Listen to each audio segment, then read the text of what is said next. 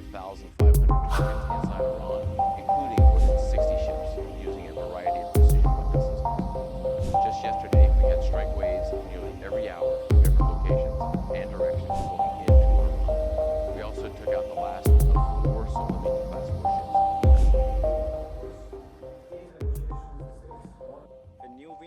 Iran is raising the stakes, with a direct and chilling message to Washington. Abbas Araghchi has warned that any return to war will bring many more surprises.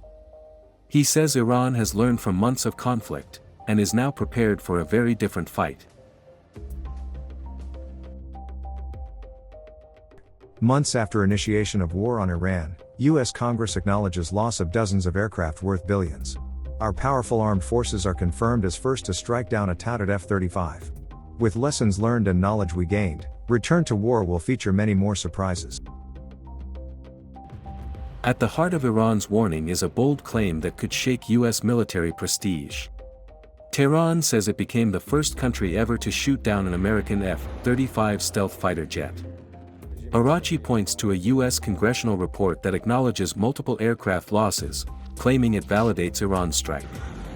But the United States has not confirmed that an F-35 was shot down by Iran, turning this into a battle of competing narratives.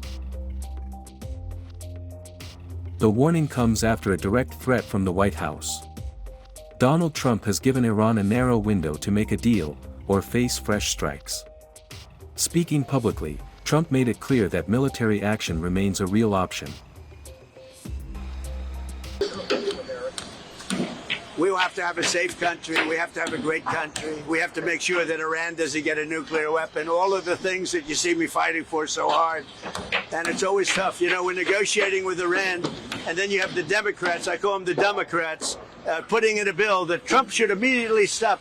You know how it is to negotiate with a country where you're beating them badly, they come to the table, they're begging to make a deal, because they're begging to make a deal. I hope we don't have to do the war, but we may have to give them another big hit. We may have to give them another big hit. I'm not sure yet. Behind the rhetoric, the numbers reveal the scale of this conflict. A U.S. congressional report says 42 American aircraft were lost or damaged during Operation Epic Fury. The losses include fighter jets, surveillance aircraft, refuelers, and drones. For Iran, this is proof that U.S. forces can be hit. For Washington, it raises the cost of any future escalation.